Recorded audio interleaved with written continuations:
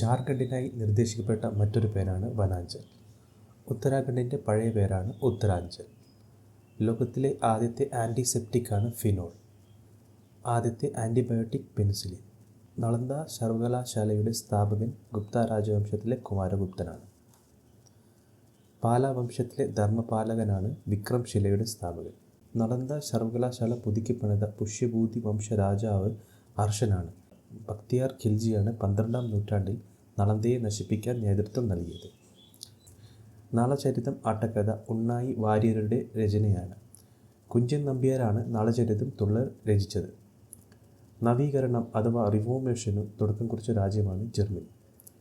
നവോത്ഥാനത്തിന് തുടക്കം കുറിച്ചത് ഇറ്റലിയാണ്.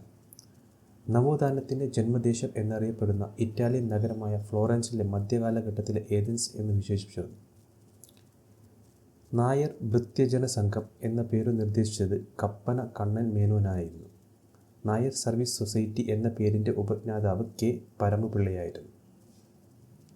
നാരങ്ങയിൽ അടങ്ങിയിരിക്കുന്ന വിറ്റാമിനാണ് വിറ്റാമിൻ സിയുടെ രാസനാമം അസ്കോർബിക് ആസിഡ്. എന്നാൽ നാരങ്ങയിലെ അമ്ലം ഏതെന്ന് ചോദിച്ചാൽ ഉത്തരം സിട്രിക് ആസിഡ്. നളന്ദ സർവകലാശാല പുനരുദ്ധരിക്കണമെന്ന ആവശ്യം ആദ്യമായി മുന്നോട്ട് വെച്ചത് APJ Abdul Kalam.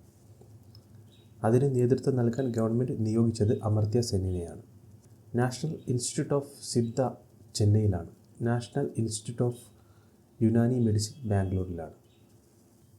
National police academy ഹൈദരാബാദിലാണ്. എന്നാൽ ഇവിടേക്ക് മാറ്റുന്നതിന് മുമ്പ് ഇത് മൗണ്ട് ആബുവിലാണ് പ്രവർത്തിച്ചിരുന്നത്. നാഷണൽ ഡെയറി ഡെവലപ്മെൻറ്റ് ബോർഡിൻ്റെ ആസ്ഥാനം ഗുജറാത്തിലെ ആനന്ദാണ്. എന്നാൽ നാഷണൽ ഡെയറി റിസർച്ച് ഇൻസ്റ്റിറ്റ്യൂട്ട് ഹരിയാനയിലെ കർണാലിലാണ്.